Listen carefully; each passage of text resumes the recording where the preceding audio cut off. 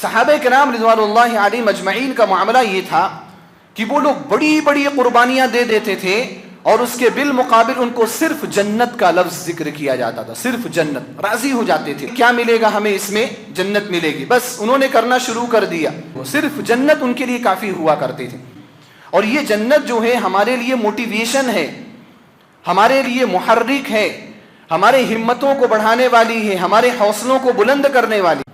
آپ دیکھیں ایک بڑی تعداد مسلمانوں کی ساری چیزوں کو سنتے ہوئے بھی خطبات ہو رہے ہیں، پروگرام ہو رہے ہیں، دروس اور محاضرات ہو رہے ہیں، ان ساری مانوں کی ایک بڑی تعداد اللہ رب العالمین کی عبادت سے پیچھے ہیں۔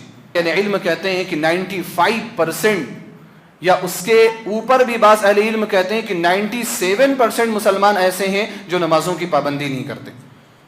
اب جب نمازوں کی پابندی نہیں کرتے تو اور خیر کے کاموں میں وہ اپنے آپ کو کیسے راغب ہوتا ہوا پائیں گے، کیسے اپنے آپ کو خیر کے کاموں کی طرف لے کر کے جائیں؟ یہ بہت مشکل چیز ہے۔ یہاں پر صرف اس مسئلے کا ایک ہی حل ہے کہ ہمارا ایمان مضبوط ہو جائے۔ ہمارے ہاں ایمان کی کمی ہے، اس وجہ سے عقیدہ بھی کمزور، اور اس کے علاوہ ہماری عبادات اور ہماری اطاعت بھی ہم سے دور ہوتی چلی۔ صحابہ کرام کے سوالات جنت کے بارے میں ہوا کرتے تھے۔ ابو ہریرہ رضی اللہ تعالیٰ عنہ کا خود کا واقعہ ہے۔ ابو ہریرہ رضی اللہ تعالیٰ عنہ نے کہا کہ میں گیا اللہ کے رسول صلی اللہ علیہ وسلم کے پاس، آپ صلی اللہ علیہ وسلم کے پاس جا کر کے میں نے سوال کیا، مسند احمد کی روایت ہے، انبئنی بعمل ان عملت به دخلت الجنہ، آپ مجھے کوئی ایسا عمل بتائیے کہ میں اگر اس عمل کو کروں تو میں جنت میں داخل ہو جاؤں۔ آپ صلی اللہ علیہ وسلم نے فرمایا، افش السلام واطب الکلام وصل الارحام وقم باللیل والناس نیام تدخل الجنۃ بسلام، آپ سلام کو پھیلاؤ، آپ بات اچھی کیا کرو، رشتہ داروں کا خیال رکھا کرو، آپ رات میں اس وقت نماز پڑھا کرو جب لوگ سو رہے ہوں، آپ جنت میں سلامتی کے ساتھ داخل ہو۔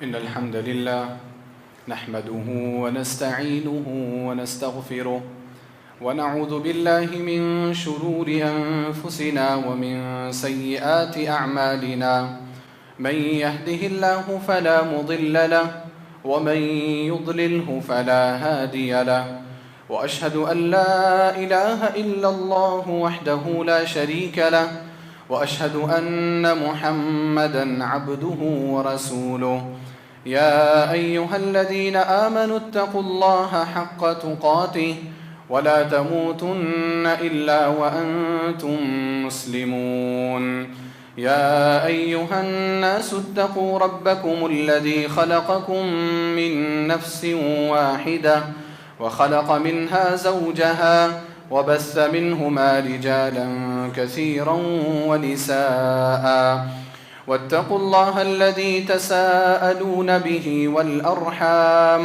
إن الله كان عليكم رقيبا، يا أيها الذين آمنوا اتقوا الله وقولوا قولا سديدا يصلح لكم أعمالكم ويغفر لكم ذنوبكم، ومن يطع الله ورسوله فقد فاز فوزا عظيما، أما بعد فإن خير الحديث كتاب الله، وخير الهدى هدى محمد صلى الله عليه وسلم، وشر الأمور محدثاتها، وكل محدثة بدعة، وكل بدعة ضلالة، وكل ضلالة في النار۔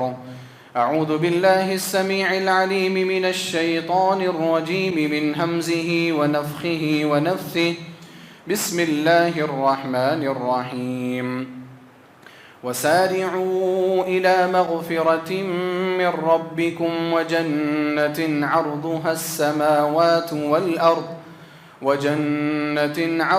السماوات والأرض أعدت للمتقين، رب اشرح لي صدري ويسر لي أمري واحلل عقدة من لساني يفقه قولي، سبحانك لا علم لنا إلا ما علمتنا إنك أنت العليم الحكيم، رب يسر ولا تعسر وتمم بالخير، وبك نستعين يا فتاح رب زدني علما۔ محترم حاضرین کرام اور خواتین اسلام، ہر طرح کی تعریف و توصیف، حمد و ستائش، کبریائی اور بڑائی، تحمید، تمجید اور تسبیح اللہ رب العالمین وحدہ لا شریک لہ خالق کائنات مالک ارض و سما کے لیے لائق اور زیبا ہیں۔ درود اور سلام نازل ہوں اس دنیا فانی کی طرف بھیجے گئے تمام انبیاء اور رسل پر بالعموم، اور بالخصوص ہمارے نبی جناب محمد الرسول اللہ صلی اللہ علیہ وسلم پر اللہم صلی وسلم مبارک علیہ۔ حضرات گرامی، یہ بات ہم سبھی بخوبی جانتے ہیں کہ اللہ سبحانہ و تعالی نے ہم سب کو اس روئے زمین پر عبادت کے لیے پیدا کیا۔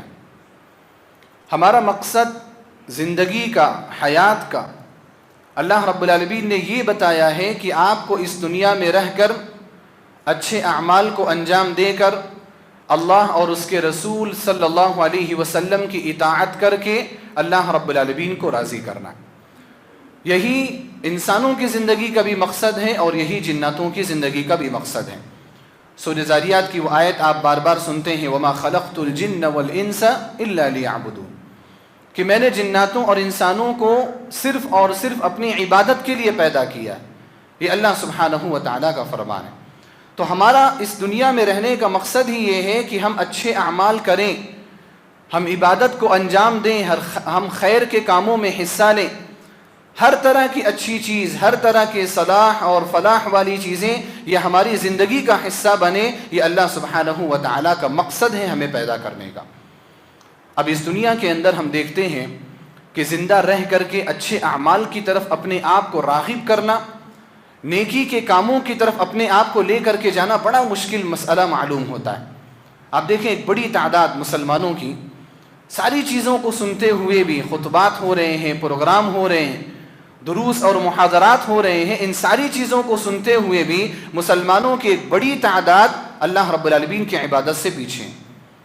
مسجدوں میں آ کر کے پنج وقتہ نمازوں کی پابندی ہمارے یہاں نہیں کی جاتی۔ بہت گنے چنے معمولی لوگ ہیں جن کے چہرے پہچانے ہوئے ہوتے ہیں، جو جانے ہوئے ہوتے ہیں معاشرے کے اندر کہ فلاں نمازی ہیں، فلاں پنج وقتہ نمازوں کے پابند ہے بس، ورنہ عام طور پر ایک بڑی تعداد ہماری عبادات سے دور ہے، فرائض سے دور ہے۔ حتیٰ کہ اہل علم کہتے ہیں کہ 95% یا اس کے اوپر بھی بعض اہل علم کہتے ہیں کہ 97% مسلمان ایسے ہیں جو نمازوں کی پابندی نہیں کرتے۔ اب جب نمازوں کی پابندی نہیں کرتے تو اور خیر کے کاموں میں وہ اپنے آپ کو کیسے راغب ہوتا ہوا پائیں گے، کیسے اپنے آپ کو خیر کے کاموں کی طرف لے کر کے جائیں؟ یہ بہت مشکل چیز ہے۔ یہاں پر صرف اس مسئلے کا ایک ہی حل ہے کہ ہمارا ایمان مضبوط ہو جائے۔ اگر ہمارا ایمان مضبوط ہو گیا تو ہر کام ہم آسانی کے ساتھ انجام دے سکتے ہیں۔ ہمارے ہاں ایمان کی کمی ہے، اس وجہ سے عقیدہ بھی کمزور، عقیدہ بھی ہمارا اضمحلال کا شکار ہے، عقیدہ بھی ہمارا نواقص کا شکار ہے، اور اس کے علاوہ ہماری عبادات اور ہماری اطاعات بھی ہم سے دور ہوتی چلی جا رہی۔ اللہ کے رسول صلی اللہ علیہ وسلم نے خود اللہ سبحانہ و تعالیٰ نے قرآن کریم میں جا بجا ہمیں اپنے ایمان میں اضافے کا حکم دیا۔ اللہ تعالیٰ نے فرمایا، یا ایھا الذین آمنوا آمنوا باللہ ورسولہ، اے ایمان والو اللہ اور اس کے رسول پر ایمان لے کر کے آؤ۔ غور کرنے کی بات یہ ہے کہ یہاں پر خطاب اہل ایمان سے کیا جا رہا ہے، ان لوگوں سے کیا جا رہا ہے جو ایمان والے ہیں، اور خطاب کے بعد حکم کس چیز کا دیا جا رہا ہے؟ اسی ایمان کے لانے کا حکم دیا جا رہا ہے۔ اے ایمان والو ایمان لے کر کے آؤ اللہ اور اس کے رسول پر۔ اس کا مفہوم اہل علم یہ بتاتے ہیں کہ اہل ایمان کو ایمان کا جو خطاب کیا جا رہا ہے وہ تجدید ایمان کا خطاب ہے، اپنے ایمان کو اپڈیٹ کرنے کا خطاب ہے۔ آپ اپنے سسٹم کو اپڈیٹ کرتے ہیں، آپ اپنے موبائل کو اپڈیٹ کرتے ہیں، موبائل میں موجود اپلیکیشنز کو اپڈیٹ کرتے ہیں، اپنے ایمان کو بھی اپڈیٹ کرتے رہنا چاہیے۔ ایمان یہ کمی کا شکار ہو جاتا ہے، شہوات کا شکار ہو جاتا ہے، ہم خواہشات کے متبع ہو جاتے ہیں۔ ہمیں چاہیے کہ ہم اپنے ایمان کی فکر کریں، اس کو بڑھائیں، اس میں اضافہ کریں، تاکہ ہم اللہ سبحانہ و تعالیٰ کی اطاعت کر سکیں۔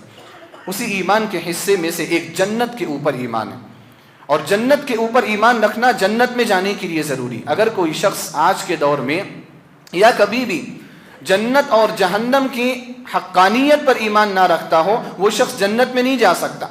جنت میں جانے کے لیے جنت پر ایمان رکھنا ضروری، جہنم سے بچنے کے لیے بھی جنت پر ایمان رکھنا ضروری۔ اگر کوئی شخص جہنم کا انکار کرے، اگر کوئی شخص جہنم کو نہ مانے تو وہ جہنم میں ہی جائے گا، وہ جنت میں کبھی بھی نہیں جا سکتا۔ صحیح بخاری سے مسلم کی روایت ہے، عبادہ بن صامت رضی اللہ تعالیٰ عنہ راوی حدیث ہیں، فرماتے ہیں کہ اللہ کے رسول صلی اللہ علیہ وسلم نے فرمایا من شہد ان لا الہ الا اللہ وحدہ لا شریک لہ وان محمدا عبدہ ورسولہ وان عیسی عبد اللہ ورسولہ وکلمتہ القاها الى مریم وروح منہ والجنة حق والنار حق ادخلہ اللہ الجنة على ما كان من العمل۔ نبی علیہ الصلوۃ والسلام نے فرمایا کہ جو شخص لا الہ الا اللہ محمد الرسول اللہ کی گواہی دے، اور لا الہ الا اللہ کی گواہی اس طور پر دے کہ اللہ رب العالمین کے علاوہ کوئی بھی شریک نہیں، وہ تنے تنہا مالک ہے، وہ تنے تنہا معبود ہے، اور محمد صلی اللہ علیہ وسلم کے بارے میں یہ گواہی دے کہ عبدہ ورسولہ، آپ اللہ کے بندے ہیں، آپ اللہ کے رسول ہیں، اور ان سے بڑھ کر کے تمام انبیاء کرام پر بھی ایمان لائے اور کہے کہ حضرت عیسیٰ علیہ السلام اللہ کے بندے ہیں اور اس کے رسول ہیں، وکلمتہ، اور اللہ کا کلمہ ہے، جس کلمے کو اللہ رب العالمین نے حضرت مریم علیہ السلام کے بطن میں ڈالا اور اس سے حضرت عیسیٰ علیہ السلام کی پیدائش ہوئی، وروح منہ، اور اللہ رب العالمین کی جانب سے روح ہیں، اور اس بات پر ایمان رکھے کہ جنت حق ہے، جہنم حق ہے، تو یہ وہ شخص ہے جس کو اللہ سبحانہ وتعالی اس کے اعمال کے مطابق جنت میں داخل فرمائے۔ آپ غور کریں کہ اللہ کے رسول صلی اللہ علیہ وسلم نے جنت میں داخل ہونے کے لیے جنت پر ایمان رکھنے کو شرط قرار دیا ہے، ضروری قرار دیا ہے۔ تو جن چیزوں پر ہم ایمان رکھتے ہیں، آخرت کے جن چیزوں پر ہم ایمان رکھتے ہیں، یا جو ایمانیہ سے تعلق رکھنے والی چیزیں ہیں، ان میں سے جنت ایک بڑی اہم چیز ہے، اور یہ جنت جو ہے ہمارے لیے موٹیویشن ہے، ہمارے لیے محرک ہے، ہمارے ہمتوں کو بڑھانے والی ہے، ہمارے حوصلوں کو بلند کرنے والی۔ اس جنت کے لیے ہی تو ہم یہاں پر اکٹھا ہوئے ہیں۔ آپ میں سے جو کچھ لوگ 15 منٹ پہلے آئے، آدھا گھنٹہ پہلے آئے، کچھ لوگ 1 گھنٹے پہلے آئے، کیوں آئے؟ آپ یہ قیمتی وقت کہیں اور بھی صرف کر سکتے تھے، آپ موبائل میں بھی یہ قیمتی وقت لگا سکتے تھے، آپ فضول میں اس قیمتی وقت کو ضائع کر سکتے تھے، لیکن اگر آپ یہاں پر آئے تو اس کا مطلب کہ ہم سب جنت کو چاہتے ہیں۔ آپ خاموشی کے ساتھ خطبہ سن رہے ہیں، الحمدللہ، یہ ہماری شریعت کی خوبیوں میں سے بڑی اہم خوبی ہے، ورنہ اور محفلوں میں اور پروگراموں میں آپ جا کر کے دیکھو، چاہے وہ دینی پروگرام ہو، غیر دینی پروگرام ہو، وہاں پر اتنی بڑی پبلک کو کنٹرول کرنا مشکل ہو جاتا، لیکن اگر آپ خاموشی کے ساتھ بیٹھے ہوئے ہیں تو اس لیے تاکہ آپ کے جمعہ کی جو عبادت ہے، آپ کے جمعے کا جو ثواب ہے وہ باطل نہ ہو جائے، اور یہ پوری چیزیں کس لیے کر رہے ہیں؟ تاکہ اللہ سبحانہ و تعالیٰ آپ کو جنت میں داخل کرے۔ یہ جنت کا موٹیویشن ہے، ہم یہ سب جنت میں داخل ہونے کے لیے کر رہے ہیں، لیکن افسوس کی بات یہاں پر آج کیا ہے کہ آج دیکھا یہ جا رہا ہے کہ اہل علم بہت ساری چیزوں کی طرف ہمیں جنت کا نام لے کر کے راغب کرتے ہیں، لیکن اس کے باوجود ہمارے دلوں کے اندر جذبہ پیدا نہیں ہوتا۔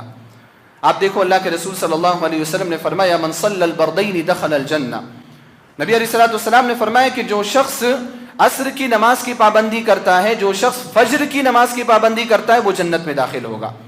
اب آپ بتائیں کتنے ایسے لوگ ہیں کہ جنت میں داخل ہوگا وہ شخص جو فجر کی نماز پڑھتا ہے، یہ حدیث سن کر کے فجر کی نماز کی پابندی کرنے لگ جائے؟ نہیں ملیں گے آپ کو، بہت کم آپ کو ایسے ملیں گے کہ جو ان احادیث کی وجہ سے فجر کی نماز کی پابندی کرنے لگ جائیں۔ اللہ کے رسول صلی اللہ علیہ وسلم نے یہ بھی فرمایا، آپ مثال دیکھیں، ان للہ 99 اسما، صحیح مسلم کی روایت ہے، من احصاها دخل الجنہ، اللہ رب العالمین کے 99 نام ہیں، 100 میں ایک کم 99 نام ہے، جو ان ناموں کو یاد کرے گا، ان کے معنی کو سمجھے گا، دخل الجنہ، وہ جنت میں داخل ہوگا۔ آپ بتائیں کتنے ایسے لوگ ہیں جنہوں نے اس حدیث کو نہیں سنا ہے؟ بہت سارے لوگوں نے اس حدیث کو سنا ہے، لیکن کتنے ایسے لوگ ہیں جنہوں نے اس حدیث کو سن کر کے 99 ناموں کو یاد کر لیا؟ آپ کو گنے چنے مل جائیں گے۔ اگر پوری جو مجلس ہے، یہ پوری جو تعداد ہے، اگر اس میں اگر پوچھا جائے، بہت کم ایسے لوگ ہوں گے جنہوں نے اللہ سبحانہ و تعالیٰ کے 99 ناموں کو یاد کیا۔ کیا اس کی فضیلت یہ نہیں ہے دخل الجنہ، وہ جنت میں داخل ہوگا؟ کیا یہ نہیں کہا جاتا کہ آپ حلال اختیار کرو آپ جنت میں چلے جاؤ گے، آپ حرام سے بچو آپ جنت میں چلے جاؤ گے، آپ داڑھی رکھنا شروع کرو، آپ نمازوں کی پابندی کرنا شروع کرو، آپ جنت میں چلے جاؤ گے؟ کیا یہ نہیں کہا جاتا؟ یہ ساری باتیں کہی جاتی ہیں، لیکن ہمارے ایمان کی کمزوری یہ ہے کہ جنت کی بات بھی ذکر کی جا رہی، پھر بھی ہمارے عبادات پر اور ہمارے عادات پر کوئی فرق پڑنے والا نہیں۔ یہ صحیح مومنوں کی، صحیح مسلمانوں کی پہچان نہیں ہے۔ ہمارے لیے موٹیویشن کے طور پر جنت ہے۔ اب جنت کے علاوہ کون سی ایسی چیز ہے جو آپ کو موٹیویٹ کر سکتی؟ بتائیے، بہت سارے موٹیویشنل اسپیکرز ہیں جن کو آج کے زمانے میں سنا جاتا ہے. وہ کیا مینرز کی باتیں آپ کو سکھاتے ہیں, اخلاق کی باتیں آپ کو سکھاتے ہیں, ایسا کرو ایسا مت کرو. وہ سب کیا ہے؟ سب دنیاوی باتیں, آخرت سے کوئی تعلق نہیں. کتنے لوگ ان کی باتوں کو سن کر کے سدھر رہے ہیں. کرائم کم ہوا, کرائم ریٹ کم ہو رہا ہے؟ کرائم ریٹ کم نہیں ہو رہا ہے. جرم کا جو ریٹ ہے, جرم کی جو شرح ہے وہ بڑھتی کی بڑھتی چلی جا رہی. موٹیویشنل اسپیکرز بھی بڑھ رہے ہیں لیکن کوئی بھی اثر نہیں ہو رہا ہے. کیوں نہیں ہو رہا ہے؟ کیونکہ ان کے پاس موٹیویٹ کرنے والی چیز نہیں ہے. یہ لوگ جو موٹیویشنل اسپیکرز ہوتے ہیں وہ کیا بولتے ہیں آپ کو؟ آپ اچھے کام کرو, آپ خرچ کرو دوسروں کے اوپر, کیا ملے گا؟ یہ سب کر کے کیا ملے گا؟ وہ بولتے ہیں کہ آپ جب مرنے لگیں گے نا تو اس وقت موت اچھی آئے گی. بھئی مرنے لگیں گے اس وقت ہماری حالت کیا ہوگی؟ اس وقت ہم ہوش میں ہوں گے نہیں ہوں گے, ہم کس عالم میں ہوں گے, ہم کچھ سوچنے سمجھنے کی صلاحیت رکھ رہے ہوں گے نہیں رکھ رہے ہوں, کس کو کیا بتائیں. اور اتنے سے وقفے کے لیے کہ جو موت کا جو پیریڈ ہے, موت کا جو لمحہ ہے, اتنے چھوٹے سے لمحے کی خوشی کے لیے میں اپنی زندگی کیوں داؤں پر لگاؤں؟ موٹیویشنل اسپیکرز اسی وجہ سے ناکام ہیں. لوگ سنتے ہیں, ان کو بس سننے میں مزہ آتا ہے, لیکن عمل کون کرتا ہے؟ کوئی عمل نہیں کرتا, کوئی ان کی باتوں کو نہیں مانتا. کیونکہ جو حرکت پیدا کرنے والی چیز ہے, جو اصل محرک ہو سکتی ہے, وہ ان کے پاس نہیں. اصل محرک کیا ہے؟ جنت ہے. اور یہ اللہ سبحانہ و تعالیٰ کا فضل و کرم ہے کہ یہ چیز ہم مسلمانوں کے پاس ہے, لیکن افسوس کی بات ہے کہ یہ چیز بھی ہمیں آج موٹیویٹ نہیں کر رہی. اس کی وجہ کیا ہے؟ ایمان میں کمزوری ہے. اب اسی کے برعکس آپ دیکھیں صحابہ کرام رضوان اللہ تعالی علیہم اجمعین کو. صحابہ کرام رضوان اللہ علیہم اجمعین کا معاملہ یہ تھا کہ وہ لوگ بڑی بڑی قربانیاں دے دیتے تھے اور اس کے بالمقابل ان کو صرف جنت کا لفظ ذکر کیا جاتا تھا. صرف جنت, راضی ہو جاتے تھے. وہ کیا ملے گا ہمیں؟ اس میں جنت ملے گی. بس انہوں نے کرنا شروع کر دیا. میں اس کی چند مثالیں آپ کے سامنے رکھنا چاہتا ہوں. اللہ کے رسول صلی اللہ علیہ وسلم مکے میں ہیں. آپ کو تاریخ معلوم ہے, آپ نے سیرت کو کئی مرتبہ سنا ہے. مکے میں مسلمانوں کے اوپر ظلم کیا جا رہا ہے, ستایا جا رہا ہے, مارا جا رہا ہے. ان کو شہر بدر کیا جا رہا ہے. کچھ لوگوں کو تو قتل بھی کر دیا گیا. حضرت سمیہ رضی اللہ تعالی عنہ, حضرت یاسر رضی اللہ تعالی عنہ, اتنا ان کے اوپر ظلم کیا گیا کہ وہ شہید بھی ہو گئے. اتنا ستایا جا رہا ہے, اتنا مارا جا رہا ہے. ایک لمبا وقفہ, ایک لمبا عرصہ گزرا. 13 سال تک اللہ کے رسول صلی اللہ علیہ وسلم مکے میں رہے. پھر مدینہ جانے کا معاملہ پیش آیا, ہجرت کا معاملہ پیش آیا.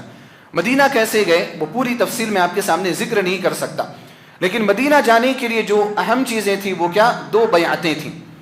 جو ایک بیعت سن 12 نبوت میں ہوئی تھی, دوسری بیعت سن 13 نبوت میں ہوئی تھی.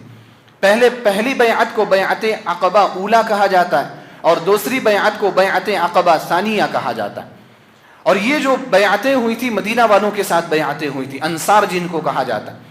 انہوں نے پہلے بیعت کی, انہوں نے اپنے اسلام کو ظاہر کیا, ہم مسلمان ہیں. دوسرے سال سن 13 نبوت میں جس کے بعد فوراً ہجرت ہوئی, اس وقت تقریباً 75 لوگ, یعنی 73 مرد اور 2 عورتیں, 75 لوگ اللہ کے رسول صلی اللہ علیہ وسلم کے پاس آئے تھے. آپ صلی اللہ علیہ وسلم کے ہاتھ پر اسلام قبول کرنے, آپ کے ہاتھ پر بیعت کرنے کے لیے آئے تھے.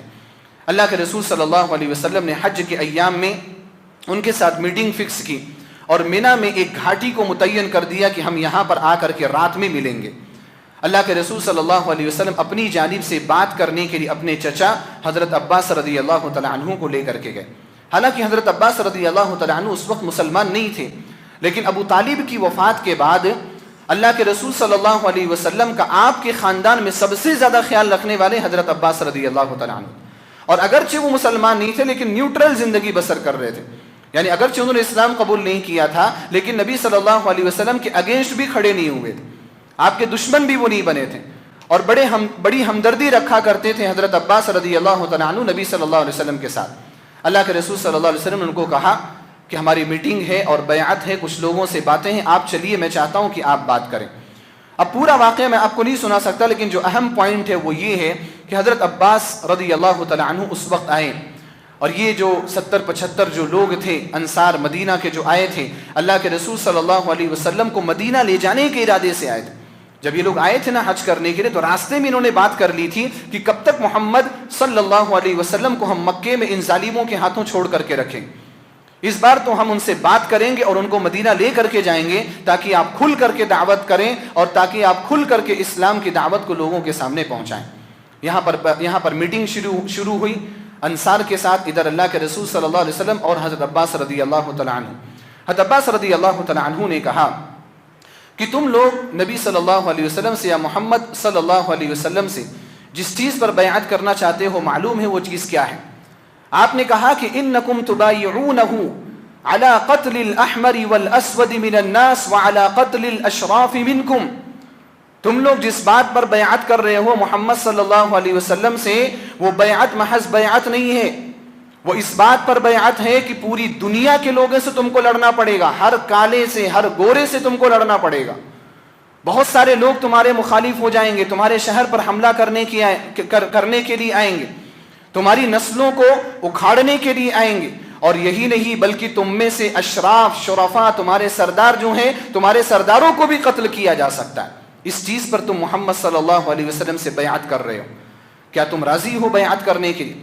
حضرت عباس رضی اللہ تعالیٰ عنہ نے اس وقت کہا کہ اگر تم لوگ یہ سوچ لو کہ اگر تم لوگ ایسے حالات میں کہ جب لڑائی ہوگی محمد صلی اللہ علیہ وسلم کا دفاع کرنا پڑے گا، ان کا ساتھ دینا پڑے گا، ایسے وقت میں اگر تم ان کا ساتھ چھوڑ دو گے تو آج ہی سے ان کا ساتھ چھوڑ دو، آج ہی سے ان کا ساتھ مت دو، ان کو مت لے کر کے جاؤ. ایسا نہ ہو کہ تم اپنے شہر لے کر کے جاؤ اور جب حالات سنگین ہو جائے تو اپنے ہاتھ کھڑے کر دو کہ ہم آپ کی مدد نہیں کر سکتے. ایسا نہیں ہونا چاہیے. آپ نے کہا کہ تم ان کو لے کر کے جا رہے ہو، ایک خطرہ لے کر کے جا رہے ہو، تمہارے اوپر خطرہ ہے، تمہارے نسل پر خطرہ ہے، تمہارے شہر پر خطرہ ہے، کیا تم بیعت کرتے ہو یا نہیں کرتے؟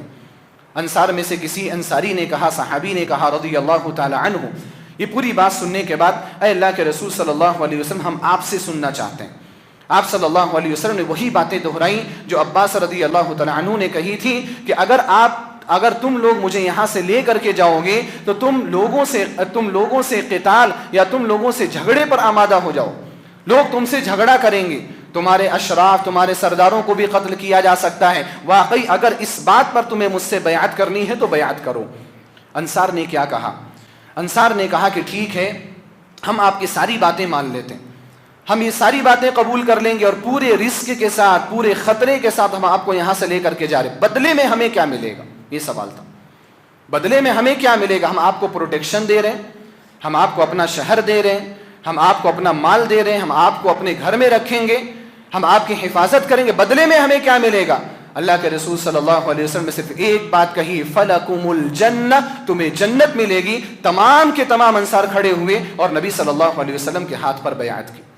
یہ کوئی چھوٹی بات ہے؟ آپ دیکھیں اللہ کے رسول صلی اللہ علیہ وسلم نے صرف وہاں پر الجنہ کہا تھا، جنت کی صفتیں بھی نہیں بتائی تھی، جنت میں ملنے والی نعمتیں بھی نہیں بتائی تھیں کہ جنت میں یہ ملے گا.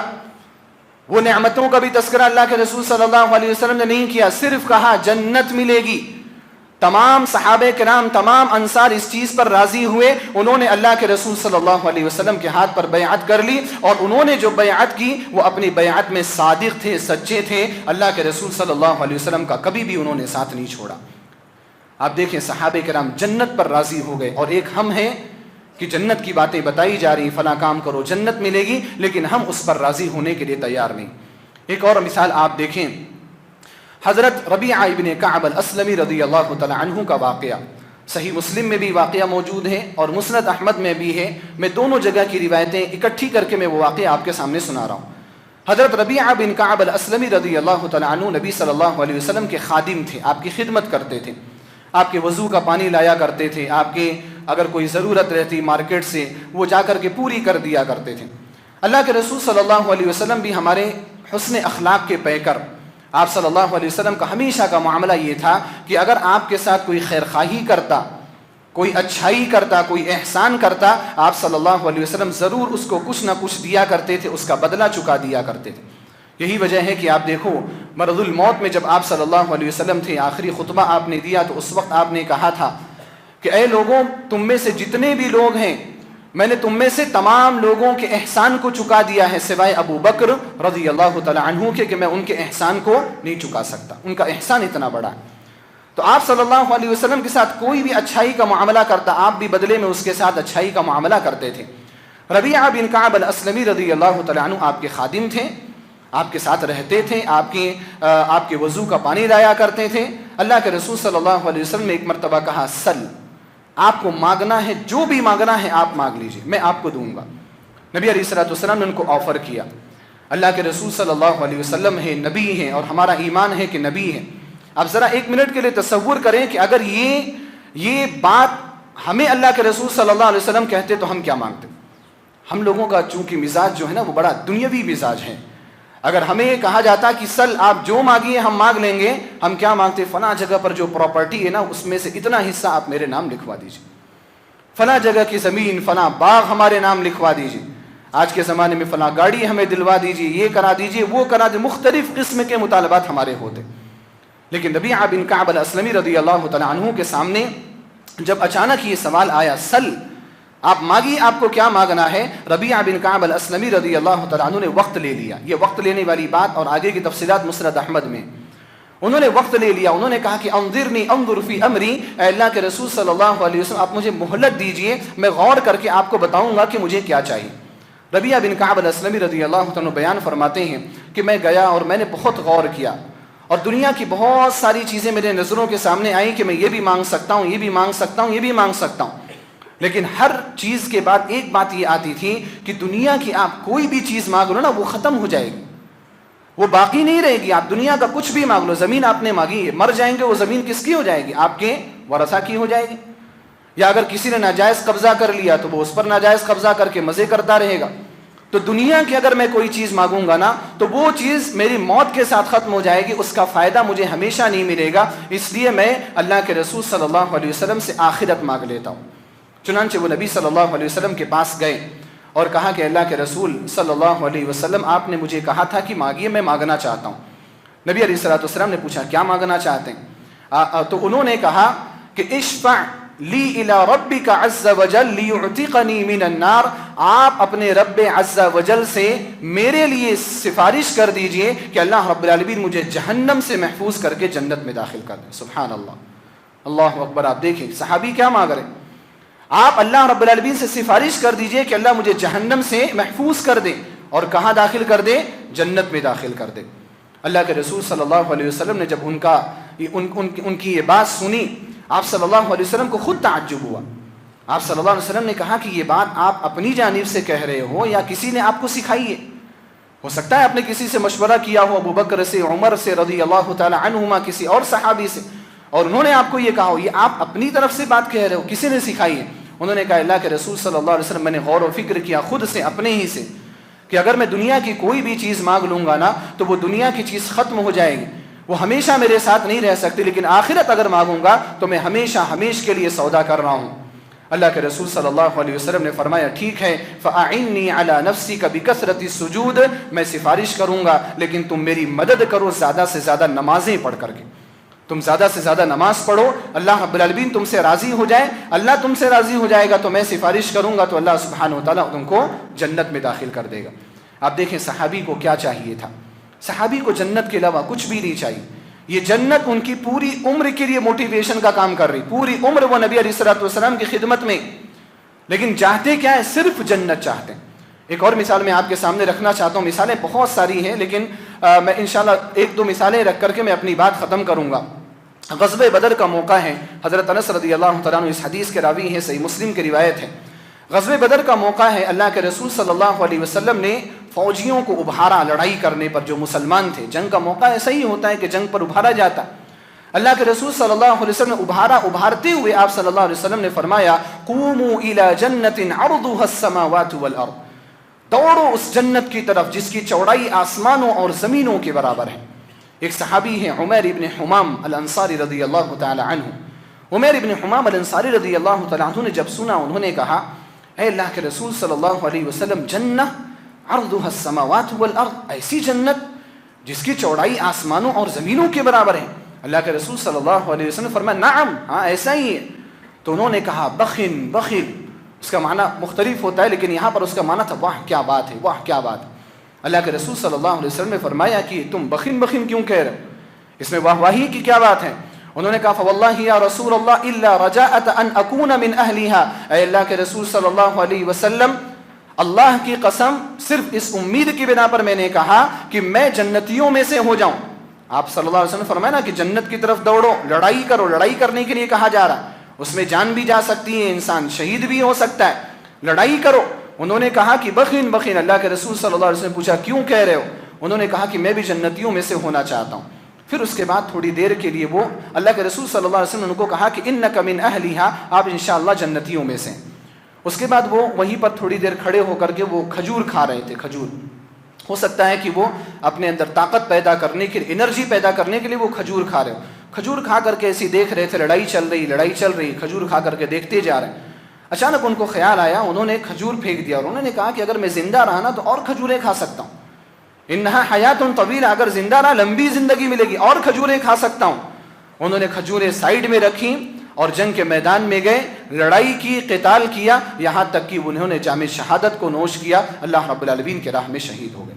ایک جملہ نبی صلی اللہ علیہ وسلم کا، قوموا الی جنہ عرضها السماوات والارض، ایک جملہ ان کے لیے اتنا کافی تھا کہ انہوں نے اس کے لیے اپنی جان دے دی، وہ جنگ میں شہید ہو گئے.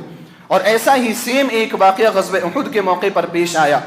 صحیح مسلم کی روایت ہے، حضرت جابر بن عبداللہ رضی اللہ تعالی عنہما راوی ہیں کہ ایک صحابی ایسی کھجور ان کے ہاتھ میں تھی، اللہ کے رسول صلی اللہ علیہ وسلم کے پاس آئے اور انہوں نے کہا اے اللہ کے رسول صلی اللہ علیہ وسلم لئن قتلت فأین انا، اگر میں قتل ہو گیا میں کہاں جاؤں گا؟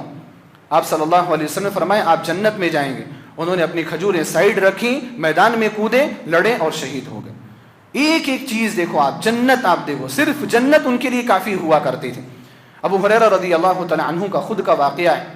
ابو ہریرہ رضی اللہ تعالی عنہ نے کہا کہ میں گیا اللہ کے رسول صلی اللہ علیہ وسلم کے پاس.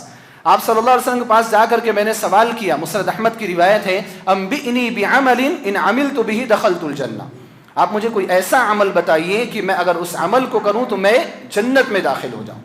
آپ صلی اللہ علیہ وسلم نے فرمایا افش السلام واطب الکلام وصل الارحام وقم باللیل والناس نیام تدخل الجنة بسلام. آپ سلام کو پھیلاؤ، آپ بات اچھی کیا کرو، رشتہ داروں کا خیال رکھا کرو، آپ رات میں اس وقت نماز پڑھا کرو جب لوگ سو رہے ہوں، آپ جنت میں سلامتی کے ساتھ داخل ہو جاؤ. صحابہ کرام کے سوالات جنت کے بارے میں ہوا کرتے. مسند احمد کی روایت ہے، بشیر ابن خصاصیہ العدوی رضی اللہ تعالی عنہ وہ اپنے اسلام لانے کا قصہ بیان کرتے ہیں. وہ کہتے ہیں کہ میں اللہ کے رسول صلی اللہ علیہ وسلم کے پاس اسلام لانے کے لیے گیا، آپ کے ہاتھ پر بیعت کرنے کے لیے گیا. نبی علیہ الصلوۃ والسلام سے میں نے کہا کہ میں آپ کے ہاتھ پر بیعت کرنا چاہتا ہوں، آپ بتائیے کس بات پر بیعت کرنی. اللہ کے رسول صلی اللہ علیہ وسلم نے ان کے سامنے ارکان اسلام کا تذکرہ کیا. آپ نے فرمایا کہ تمہیں اس بات پر بیعت کرنی ہوگی کہ اللہ کے سوا کوئی بھی معبود برحق نہیں ہے، اس بات پر بیعت کرنی ہو کہ محمد یعنی میں صلی اللہ علیہ وسلم اللہ کا بندہ اور اس کا رسول ہوں، نماز کی پابندی کرنی ہوگی، زکوٰۃ ادا کرنی ہوگی، رمضان کے روزے رکھنے ہوں گے، حج کرنے ہوں گے اور جہاد کرنا ہوگا. انہوں نے کہا اللہ کے رسول صلی اللہ علیہ وسلم جہاں تک بات ہے ساری چیزوں کی میں سب کرنے کے لیے تیار ہوں، صرف دو کام نہیں کر سکتا. ان میں سے پہلا کام کیا؟ میں جہاد نہیں کر سکتا. بشیر ابن خصاصیہ نے کہا رضی اللہ تعالیٰ عنہ میں جہاد نہیں کر سکتا. اللہ کے رسول صلی اللہ علیہ وسلم نے پوچھا کیوں؟ انہوں نے کہا انہوں نے آیت سنی تھی کہ مشہور یہ ہے کہ اگر کوئی شخص جنگ میں گیا اور جنگ چلتے ہوئے اگر وہ پلٹ کر کے بھاگ آیا فقد باء بغضب من اللہ، قرآن کریم کی آیت ہے اس تعلق سے سورہ انفال کی کہ وہ اللہ رب العالمین کا غضب لے کر کے لوٹتا ہے. تو اللہ کے رسول صلی اللہ علیہ وسلم کہیں ایسا نہ ہو کہ میں جنگ میں تو جاؤں لیکن جب تلواریں چلنے لگے، لوگ قتل ہونے لگے، میں ڈر جاؤں، میرا دل کمزور ہو جائے، مجھے موت کا خوف ہو جائے اور میں وہاں سے نکل کر کے بھاگ جاؤں تو میں تو اللہ رب العالمین کا غضب لے کر کے لوٹوں گا، اس لیے میں جہاد نہیں کر سکتا. پھر اس کے بعد نبی علیہ الصلوۃ والسلام نے پوچھا کہ زکوٰۃ کیوں نہیں دے سکتے؟ تو انہوں نے کہا کہ اللہ کے رسول صلی اللہ علیہ وسلم میرے پاس بکریوں کا ایک چھوٹا سا ریوڑ ہے، زیادہ بکریاں نہیں، میرے پاس بکریوں کا ایک چھوٹا سا ریوڑ ہے اور میرے پاس 10 اونٹ ہیں، یعنی وہ زکوٰۃ دینے کے مستحق تھے. وہ بکریوں کا ریوڑ ہے، 10 اونٹ ہے، 5 اونٹ میں زکوٰۃ فرض ہو جاتی. انہوں نے کہا کہ بکریوں کا ریوڑ ہے اور 10 اونٹ ہیں میرے پاس اور یہی کل میری پونجی ہے، یہی کل میری جائیداد. اگر میں اس میں سے زکوٰۃ دینے لگا تو میرا تو دیوالیہ ہو جائے گا، میں ختم ہو جاؤں گا، میرے پاس مال نہیں رہے گا، اس لیے میں ان دونوں چیزوں کو نہیں کر پاؤں گا. اللہ کے رسول صلی اللہ علیہ وسلم نے اپنا ہاتھ پیچھے کھینچ لیا. آپ صلی اللہ علیہ وسلم نے کہا کہ اگر بیعت کرنی ہے تو سب پر بیعت کرنی ہے، اور اگر بیعت نہیں کرتے ان دونوں چیزوں پر تو میں آپ سے اسلام پر بھی بیعت نہیں کروں گا. بشیر ابن خصاصیہ رضی اللہ تعالیٰ عنہ نے کہا کہ میں نے سوچا اور سوچنے کے بعد کہا ٹھیک ہے اگر میں نے 6 چیزوں پر آپ سے بیعت کر لی جہاد پر بھی بیعت کر لی اور زکات دینے پر بھی بیعت کر لی. مجھے کیا ملے گا؟ اللہ کے رسول صلی اللہ علیہ وسلم نے فرمایا تمہیں جنت ملے گی. بشیر ابن خصاصیہ رضی اللہ تعالی عنہ نے فوراً اپنا ہاتھ آگے کیا اور اللہ کے رسول صلی اللہ علیہ وسلم سے بیعت کر لی. صرف جنت. دیکھو ابھی تک تیار نہیں تھے، لیکن ایک جنت کا تذکرہ آیا نا، فوراً تیار ہو گئے. میرے محترم بھائیوں اور میری ماؤں اور بہنوں، گزارش بس اسی بات کی ہے. ہم بہت ساری حدیثیں سنتے ہیں جن میں تذکرہ کیا جاتا ہے کہ فلاں کام کرنے والا جنت میں، فلاں کام کرنے والا جنت میں، لیکن یہ چیزیں ہمیں موٹیویٹ نہیں کر رہی ہیں. ان چیزوں کی وجہ سے ہم اطاعت کی طرف نہیں آ رہے ہیں، ان چیزوں کی وجہ سے ہم عبادت کی طرف نہیں آ رہے ہیں. یہ صحابہ کرام کے منہج سے ہٹی ہوئی بات ہے. صحابہ کرام ایسے نہیں تھے، صحابہ کرام ایسا عمل نہیں کرتے تھے. ہمیں اگر صحابہ کرام کی طرف بننا ہے تو ہمیں جنت پر راضی ہو جانا پڑے گا. صحابہ کرام نے تو جانوں کی قربانی دے دی. اب ہمارے یہاں وہ موقع نہیں ہے. ہمیں صرف نمازوں کی پابندی کرنی ہے، ہمیں صرف حلال حرام میں فرق کرنا ہے، ہمیں اسلام کے جو بنیادی احکامات ہیں ان احکامات پر عمل کر لینا ہے. اللہ رب العالمین اس کے بدلے جنت دے رہا ہے. اتنی آسان چیزیں کرنی ہیں جتنی آسان چیزیں پہلے بھی نہیں تھیں. خواتین کو بھی کیا ہے؟ جنت میں جانا ہے. صحابیات جنت میں جانے کے لیے وہ ساری زندگی عبادت کرتی رہ جاتی تھی. لیکن ہمارے یہاں جنت کی اہمیت اب باقی نہیں رہی. ہمارے یہاں اگر اہمیت ہے تو پیسوں کی اہمیت، ہمارے یہاں اگر اہمیت ہے تو بریانیوں کی اور کھانوں کی اہمیت ہے. آپ دیکھو اگر پروگرام کرو کھانا رکھو تو پوری مسجد بھری ہوئی ہوتی. اگر پروگرام کرو کھانا نہ رکھو تو کوئی بھی 10 آدمی بھی آپ کے پروگرام کو سننے والے نہیں آتے. ہم جنت کے لیے نہیں آ رہے. ہم ان چیزوں کے لیے ہمیں مال موٹیویٹ کر رہا ہے، ہمیں کھانے موٹیویٹ کر رہے ہیں. اگر ہمارا ایمان ایسا ہے، ہمارا عقیدہ ایسا ہے تو پھر ہم صحابہ کرام کے طریقے پر چلنے والے نہیں. اللہ رب العالمین سے میں دعا کرتا ہوں کہ الہ العالمین تو ہم سب کے ایمان کو مضبوط فرما. الہ العالمین جو ایمان میں کمی رہ گئی ہے، الہ العالمین اس کمی کو دور کرنے کی توفیق عطا فرما. الہ العالمین جتنے ارکان ایمان ہیں ان تمام ارکان ایمان پر صحیح طور پر ایمان رکھنے کی توفیق عطا فرما. الہ العالمین تو ہمارے دلوں کے اندر اسلام کی محبت پیدا فرما، اسلام کا جذبہ پیدا فرما، عمل کا، عبادت کا جذبہ پیدا فرما. الہ العالمین تو ہم سب کو فرائض کی پابندی کرنے کی توفیق عطا فرما. الہ العالمین تو ہم سب کے عبادات میں اخلاص پیدا فرما، ہماری ہر عبادت کو شرف قبولیت عطا فرما. الہ العالمین تو ہمارے صغیرہ کبیرہ ہر قسم کے گناہوں کو معاف فرما. الہ العالمین تو ہم سب کو جنت الفردوس میں جگہ عطا فرما. الہ العالمین جو لوگ بیمار ہیں ان کو شفا یابی عطا فرما، جو مقروض ہیں ان کے قرض کی ادائیگی میں ان کی مدد فرما، جو پریشان حال ہیں ان کی پریشانیوں کو دور فرما. الہ العالمین اس ہندوستان میں مسلمان ہندوستان کے جس علاقے میں بھی پریشان ہیں، ظلم کے شکار ہیں، الہ العالمین تو ان کی پریشانیوں کو دور فرما، ظالموں کو کیفر کردار تک پہنچا. الہ العالمین تو ہمارے اس ملک کو امن و سلامتی والا ملک بنا، ہمارے علاقے کو امن و شانتی والا علاقہ بنا. الہ العالمین تو ہم سب کو سکون کے ساتھ زندگی گزارنے کی توفیق عطا فرما. الہ العالمین جب تک تو ہمیں زندہ رکھ، اسلام اور ایمان پر زندہ رکھ، اور جب ہمارا خاتمہ ہو ہمارا خاتمہ لا الہ الا اللہ محمد رسول اللہ پر فرما. آمین. وآخر دعوانا ان الحمد للہ رب العالمین.